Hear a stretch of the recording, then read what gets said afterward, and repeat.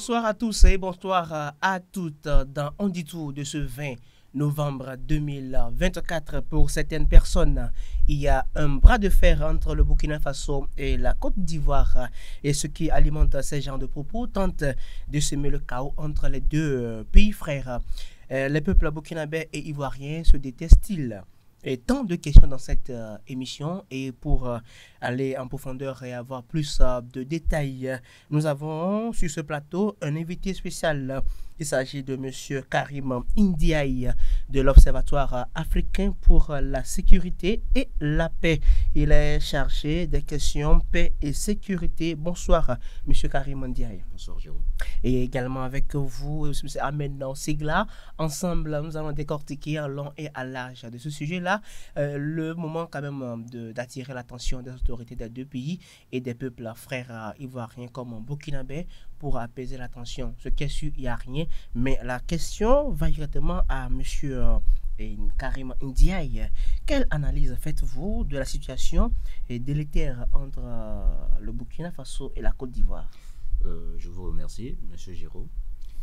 Aujourd'hui, dans le cadre de mon travail, donc, je suis habitué à sillonner ces pays-là parce que d'abord, on a comme mission d'évaluer les faits et aussi de vérifier des faits et d'évaluer des situations sécuritaires.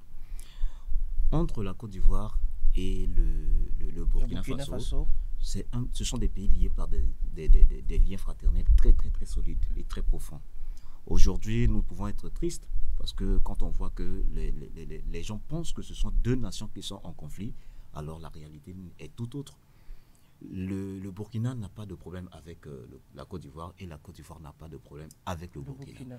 Et les gens pensent que les sorties du président Ibrahim Traoré, qu'il fait récemment d'ailleurs, pour pointer du doigt ceux qui sont à l'origine de la déstabilisation, de la manipulation au Burkina Faso, sont en Côte d'Ivoire, il ne fait pas allusion à l'État ivoirien. Voilà. N'est-ce pas? Il fait allusion parce que la Côte d'Ivoire, en Côte d'Ivoire, il y a beaucoup plus de Burkinabés. Et les anciens classiques des pouvoirs du Burkina Faso se retrouvent actuellement sur le territoire ivoirien. Ces gens-là, exilés, comme on les appelle, en Côte d'Ivoire, n'utilisent pas des canaux qui sont des voies qui sont légales pour s'exprimer. Ils passent par je peux appeler ça de la filouterie, des moyens de la cachette, cachés derrière les faux comptes sur les réseaux sociaux, parce qu'on évalue tous ces faits-là dans le cadre de mon travail. Il faudrait que les gens arrêtent de penser que c'est l'État ivoirien, ou bien la Côte d'Ivoire est en conflit avec le Burkina Faso. C'est une question de manipulation, c'est une question je peux dire d'une campagne de désinformation. Voilà, c'est une question de manipulation et dans cette émission, la mission principale, c'est quand même d'aller à la contre de ces manipulations-là et d'attirer l'attention des autorités afin de trouver une solution le plus tôt possible. Et M. Ahmed Sigla, pourquoi certaines personnes se cachent derrière les casquettes d'activistes et veulent à tout prix attiser la haine entre la Côte d'Ivoire et le Burkina Faso? Merci Gérald pour ta question. Disons que ceux qui se cachent derrière aujourd'hui les faux comptes et les faux profils sur les réseaux sociaux et sur l'internet et tout ça là, ce sont des activistes. Les activistes et les journalistes, certains journalistes qui acceptent les pots de vin pour faire ce sale boulot. Voilà. Et vous allez voir qui sont les commanditaires, c'est-à-dire qui leur financent de dire ce qu'ils sont en train de dire aujourd'hui sur les réseaux sociaux. Comme vient de le dire M. Karim, ce sont les anciens dignitaires, ceux qui ont fui le Burkina Faso, ceux qui ont dirigé le Burkina Faso avant l'arrivée du capitaine Ibrahim Traoré, qui aujourd'hui abusent, si je peux le dire ainsi, abusent de la générosité, de l'hospitalité de l'État ivoirien, financent ces genres d'émissions pour dire des choses avilissantes et des choses pour salir le pouvoir du capitaine Ibrahim Traoré. Il y a des personnes, les gens comme Naïm Touré, et je ne sais pas de quelle nationalité il est, mais aujourd'hui il est sur le territoire ivoirien. Et c'est là qu'il organise les choses, dit des choses qui ne sied pas sur le régime au Burkina Faso, sur le régime de capitaine Ibrahim Traoré au Burkina Faso. Les réseaux sociaux sont utilisés, mais en Côte d'Ivoire, il y a quand même l'autorité de régulation de télécommunications, la RTCI, aujourd'hui qui ne dit rien face à ces manipulations-là, ces mensonges-là à travers les réseaux sociaux, pire encore sur le territoire burkinabé. Ah oui, hein, parce que cette responsabilité ne revient pas seulement aux autorités de régulation, de télécommunications et tout ça là. Il va falloir que l'État ivoirien même, le sommet doit se prononcer sur le sujet là, parce que c'est en fait un conflit qui est entre un État et un autre État. Vu leur situation, vu leur histoire aujourd'hui, du moment où le président burkinabé s'est prononcé sur le sujet, il va falloir que son homologue ivoirien aussi monte au créneau pour dire quelque chose. Parce que ça ne sert à rien aujourd'hui d'alimenter ce conflit, d'essayer de conserver ce mystère-là pour dire qu'il y a un conflit entre le peuple ivoirien et le peuple burkinabé. Non, il n'y a rien.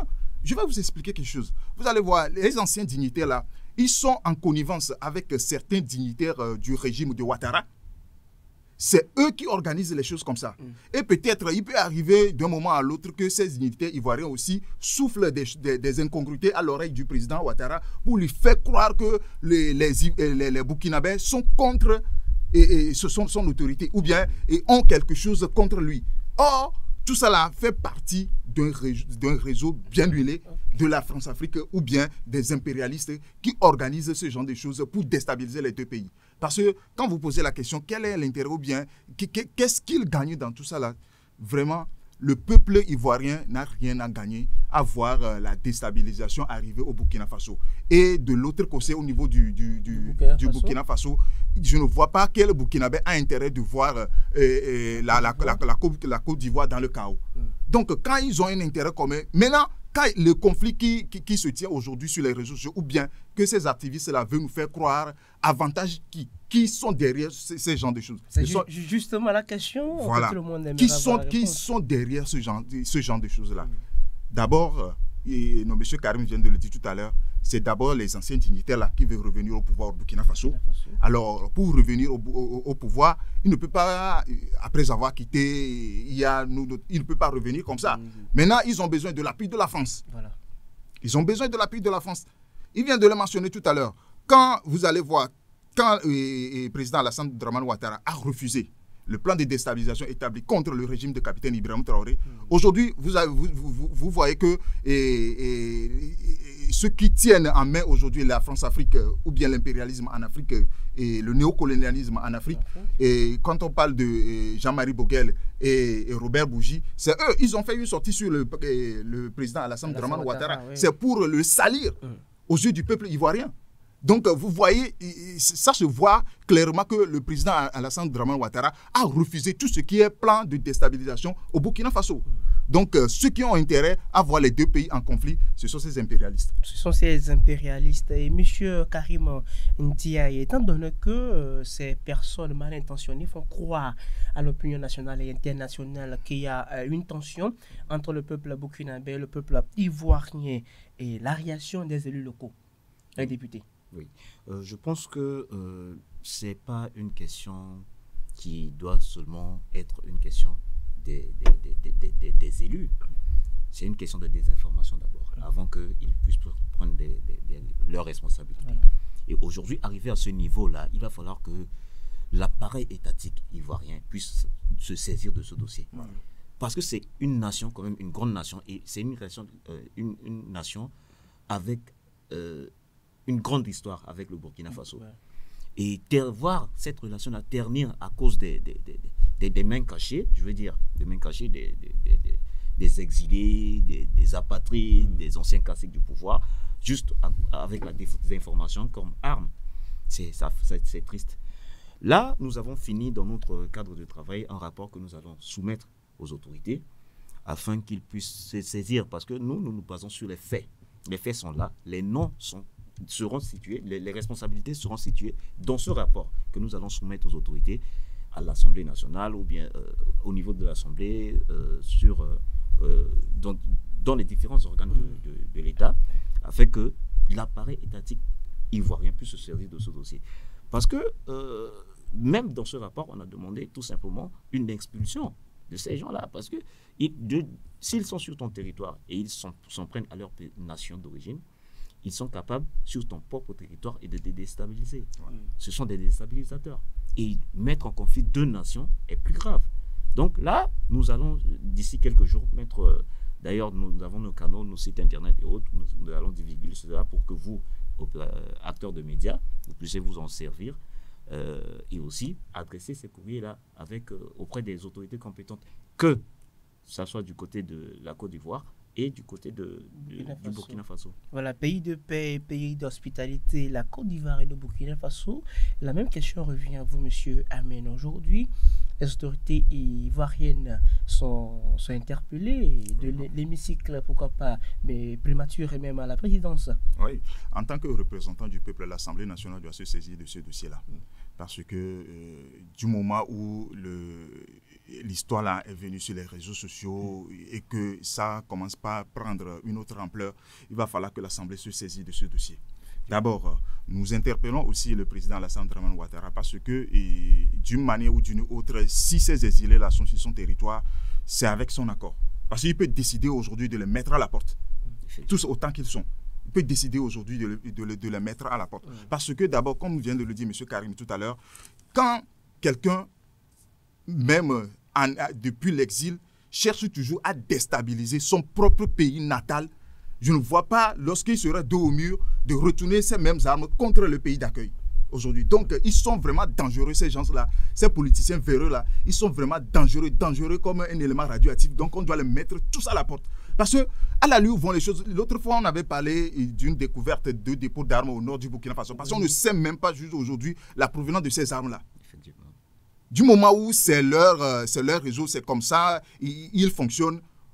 L'État ivoirien doit commencer à faire le lien entre ces gens-là qui sont là-bas et le dépôt de ces armes-là. Voilà. Donc, l'Assemblée doit se saisir de ce dossier, même à interpeller. Il va falloir que le peuple ivoirien même, parce que, en fait, quand il y a instabilité dans un pays, c'est le peuple qui en pâtit.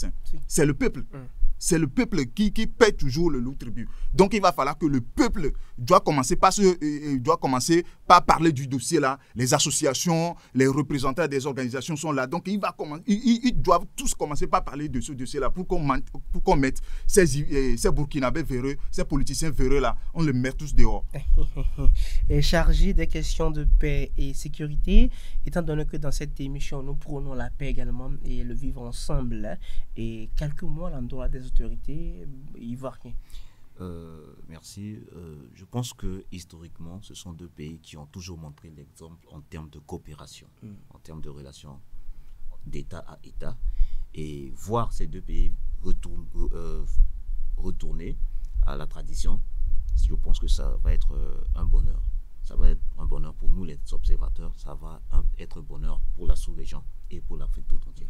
Donc nous interpellons les autorités à prendre cette histoire très au sérieux et à aller au-devant des choses. Voilà, M. Séguéla également, même exercice. Ah oui, nous, notre leitmotiv, c'est toujours de voir le peuple africain rester ensemble. Voilà. Donc, tout ce qui constitue déstabilisation ou bien manipulation qui va créer de conflits entre les peuples, nous sommes contre ça. Donc, nous appelons les peuples ivoiriens, les peuples burkinabés à rester ensemble, comme ça se fait toujours par le passé, et appeler aussi les dirigeants des deux pays à toujours coopérer comme ça se fait toujours par le passé. Et la réponse est donc reçue dans cette émission, puisque entre le peuple burkinabé et le peuple ivoirien, il ne se passe absolument rien. Ce sont des peuples frères et c'est juste des personnes mal intentionnées qui tentent toujours de semer le chaos entre ces deux nations. Mesdames et messieurs, ce fut également une occasion pour vous informer. Merci de nous choisir, mais l'appel est lancé aux deux autorités, puisque l'Afrique a besoin de ses fils et filles pour aller loin. Bon suite de nos programmes.